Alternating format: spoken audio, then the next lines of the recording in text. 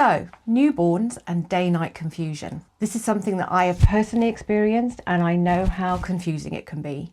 Not only have you got a newborn at home and you're getting no sleep, but now it seems that they want to sleep during the day and they want to be awake more at night. And boy, that's the last thing you want. Of course, in the first few weeks, when you bring your baby home, you're expecting to be woken up every 2 to 3 hours, 24/7, and there's not much difference between day and night anyway, because it's just a constant round of feeding, diaper changing, and your baby is growing and not spending that much time awake anyway. However, by the time they are approaching 4 to 6 weeks, you would expect to see them spending more time awake during the day and having slightly longer periods of time at night. So you see them slightly stretching out and being able to go for longer periods at night without waking for a feed, because their tummies have grown and they're able to go for longer periods without needing feeding. This is more true of formula-fed babies. Breastfed babies will still require to be fed more frequently because there's more calories in formula, so they sleep for longer at night.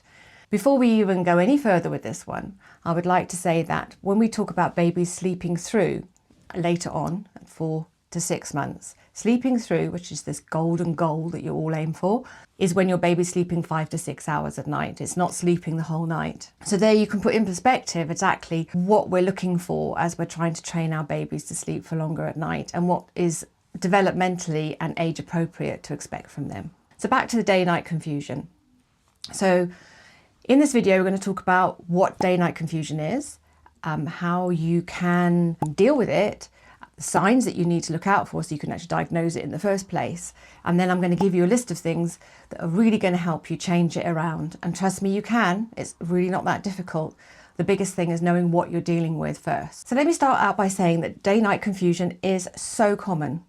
And when you think about it, the reason why it's so common is that when your baby was in the womb, there's no day-night. There's no signals telling them when to sleep and when to be awake. They just fall asleep and they're awake for periods of time. I suppose the only indication they get is that you slow down during pregnancy at night time. But even then, I've spoken to mothers whose babies are incredibly active at night. So there's no trigger for them. They're not being exposed to natural sunlight. So their circadian rhythm hasn't even clicked into action yet. So they come out of that warm, dark womb and they're exposed to light, noise, and they don't know how to adapt to this straight away. So first of all, they're driven by the fact that they're hungry and they need to sleep. And that is very haphazard, and it's driven by their desire to feed. And that's why you're feeding them every 2 to 3 hours. And then they will be awake for very short periods of time when they're first born. And gradually as they get older, it gets longer. First things first, you need to understand that their circadian rhythm is immature. So how do you identify that your newborn has got day-night confusion? Firstly, there'll be more frequent night wakings than you would expect. So they'll be sleeping more during the day, waking less during the day, and waking more at night. So the balance is going to be flipped. They're also going to be possibly fighting sleep, and they are going to be showing symptoms of being overtired. Because once their sleep is out of kilter, you might be struggling during the day to make sure they're getting the right amount of daytime sleep. And so consequently, ultimately, they are going to start becoming overtired. And that in itself becomes a separate issue. So that's what we're looking at. Frequent nighttime wakings, difficulty in settling at night, longer daytime naps, and then symptoms of overtiredness. And if you've got all 4 of those going on, your child is definitely struggling with their day-night balance. So the truth of the matter is that day-night confusion is probably present from the day your baby is born. Some babies quite naturally come out of that day-night confusion. They start settling into more normal pattern of sleeping for longer periods at night, slightly longer. Just remember, we're not talking about huge amounts of longer at night, we're just talking about longer. While others, it won't become apparent until you would be expecting that to happen, and it doesn't.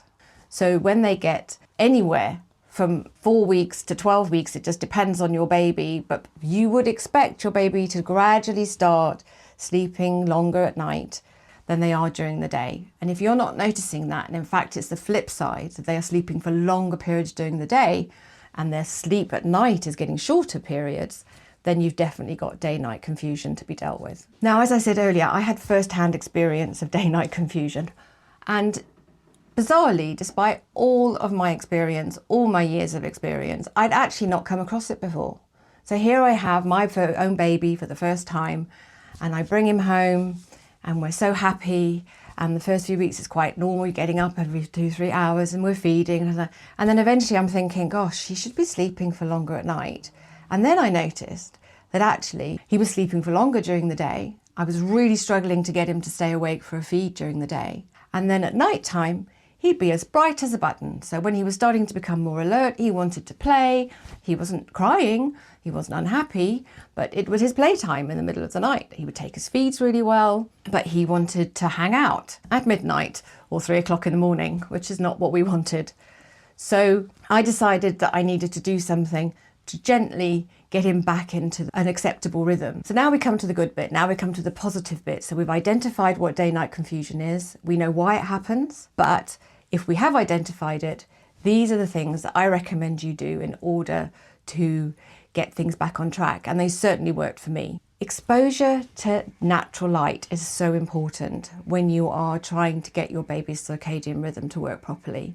So you should make sure that you take your baby out every day. So I would suggest, even if the weather's not nice, wrap them up, baby wearing is fine, put them in the stroller, take them out no matter what the weather. If your newborn has arrived during the summer months, then it's even better because you can go outside, put a blanket on the ground, let them kick around outside, put them under a tree, let them look at the leaves. Make sure that they get exposure to natural light outside every day. And this very naturally gets the circadian rhythm working, and it will also make sure that by the end of the day, the melatonin will stop being produced in order for them to feel more sleepy. So it just makes sure that everything is happening in its natural cycle. So the next thing I always recommend, and you'll always hear me going on about the bedtime routine, because I am an absolute fanatic about bedtime routines, and I don't think it's ever too early to start one. And you can adapt them as your children grow, obviously. For newborn babies, you don't really have a bedtime routine because you're constantly feeding them.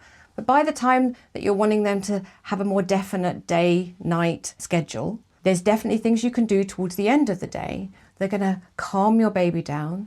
They're going to make them get ready for sleep and for them to learn the signals that night time is coming, because that's what you have to teach them. They don't know this. They need to be taught, and they'll take on board these signals. So you've got to lower the energy. You've got to make them feel calm. You've got to get them warm and cozy and dial it down to the point that they're ready for sleep. So a simple newborn bedtime routine would be a top and tail or a bath, then a baby massage, and then you would put a book together, and then you would feed them, and then you would put them down. Drowsy, not fast asleep if possible, but if they fall asleep when they're very young, don't worry too much. But you can see what you're already establishing, and those lists of things that you're doing are what you're going to build on as you move forward with your bedtime routine for your 12-month-old, and then for your toddler and for your preschooler. It all starts here, and there's nothing wrong with starting quite young. The benefits of sorting out the day-night confusion is that you are definitely beginning giving your little baby the signals that it's time for sleep. The energy levels are coming down, that they've been higher during the day, and now we're lowering them in order to prepare them for bedtime. So a simple bedtime routine is definitely going to help you sort out this day-night confusion. So let's talk about swaddling, because I think swaddling is a really comforting thing for a young baby. It stops the startle reflex, which could easily wake them at night, which you don't want as you're really working hard on making them sleep longer at night. So even if you don't swaddle during the day, I would certainly recommend swaddling at night. So if your baby's struggling with swaddling for any reason, or you're unsure about which swaddle to use, then you'll find some blog posts on our website, and the links to those will be in the description box below. So you can have a look at those, and they should really help you getting the swaddling on track, which I really think would help if you're struggling with day-night confusion. So next on my tip list is be responsive to feeding.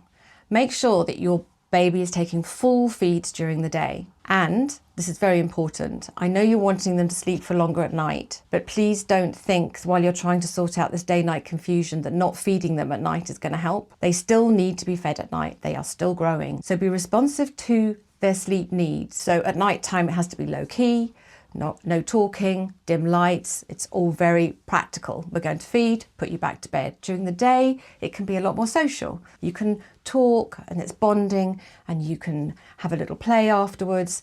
And so there has to be a marked difference between the two. Be responsive to sleep feed, but make a difference between the way you feed them during that period of time. And it's so important that they take full feeds during the day. So that was the issue I was struggling with my son, was the fact he was so sleepy during the day that he wasn't taking full feeds, hence the reason he was also waking up more at night. To make sure that your baby's taking a full feed, if they're very sleepy while you're feeding them, tickle their toes, take some of their clothes off, put a cool hand or even a cool cloth on their tummy. I know that sounds cruel, but I ended up doing that honestly because my boy was so dopey when it came to feeding during the day. And you have to get that feed down them, because if you don't get it down them, they're going to wake up at night whether they've got day-night confusion or not. It's just the fact that they're hungry. So another tip is, and I know this is hard as well because I fell into this trap, don't be tempted to lie in the next day. So if your baby is still sleeping at 9 o'clock and they've been up half the night, that's not really what you want. Put an alarm on, wake up at 7, go wake your baby, because what you have to do is kickstart them sleeping less during the day. So as tempting as it might be, don't have a lie-in. Try and start your day at 7. And the final two tips that I've got are sort of interlinked. So you need to learn your baby's sleep cues. I'm always talking about sleep cues and how you need to act on them quickly. You don't want a baby to become overtired, and in order for them not to become overtired, you need to act on the sleep cues. So if they start pulling at their ear, if they start squirming, some babies go very still when they're tired and they can't focus and they stare off into the distance. Grizzly, fidgety, you'll learn your own baby's sleep cues. As soon as you notice those, then you need to act quickly and make sure that you put them down for a nap. And you will try and monopolize naps in the day.